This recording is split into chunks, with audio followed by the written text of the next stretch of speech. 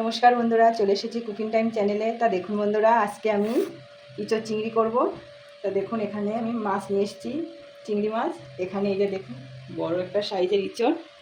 তা আমি ইঁচড় চিংড়ি রান্না করব। তার আগে আমি ইঁচড়টা কেটে নেবো, মাছটা কেটে ধুয়ে নেব। এই যে বন্ধুরা দেখুন, ইঁচড়ের সব দানা হয়ে গেছে।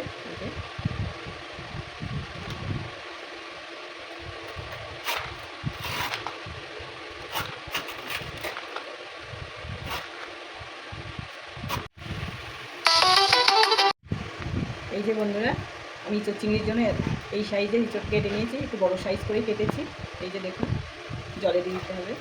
একটু হাতে সর্ষের তেল মাখিয়ে নিয়েছি। দেখুন কি এই যে বন্ধুরা, ইঁচড় চিংড়ি করব, তার জন্য একটু জিরে ভেজে নেব,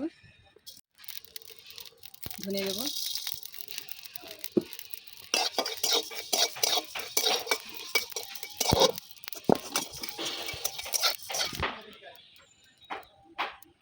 চিংড়ি মাছটা ভেজে নেব, তেল দিয়ে দেবো।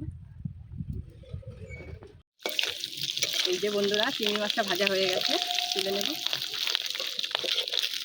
ইঁচড়টা সিদ্ধ করে নিয়েছি, ইঁচড়টা ভেজে নেব, আলু ইঁচড়টা। এই যে বন্ধুরা, ইঁচড় আলুটা আমি ভেজে নিয়েছি সিদ্ধ করে। জিরে ফোড়ন দেব, শুকনো লঙ্কা, তেজপাতা, গোটা গরম মশলা, আদা বাটা, রসুন বাটা, জিরে বাটা, কাঁচা লঙ্কা মিশিয়ে রেখেছি।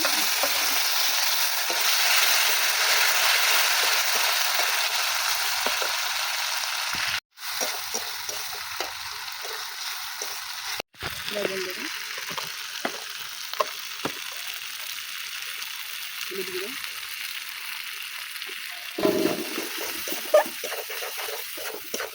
নিয়েছি ভাজা ইঁচড় আর আলু দিয়ে দেবো।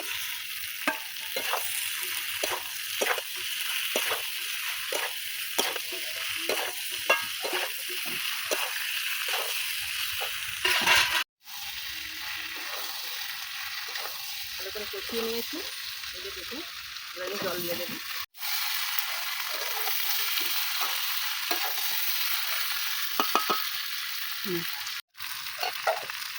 এই যে বন্ধুরা, ভালো করে কষিয়ে নিয়েছি। এবার আমি জল দিয়ে দেবো, অল্পই দেবো, যেহেতু আমার সিদ্ধ করা আছে ইঁচড়টা। চিনি দিয়ে দেবো, ভাজা চিংড়িটা দিয়ে দেবো, ভেজে রাখা মশলাটা দিয়ে দেবো।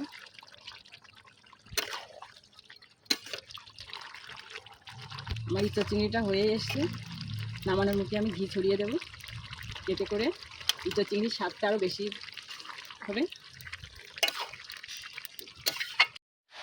এই যে বন্ধুরা, আমার ইঁচড় চিংড়িটা রান্না হয়ে গেছে। প্রচণ্ড গরম পড়েছে, তো দেখুন, দেখতে কিন্তু অসাধারণ হয়েছে।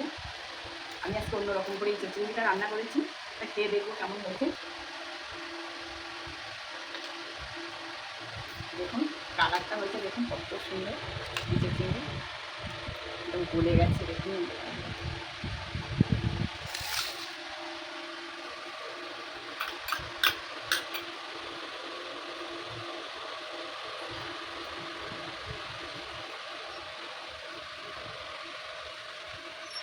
বন্ধুরা, এটা কিন্তু অসাধারণ হয়েছে ইঁচড় চিংড়িটা।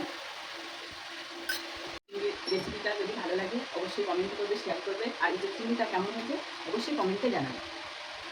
আর নতুন বন্ধু হলে অবশ্যই সাবস্ক্রাইব করবে।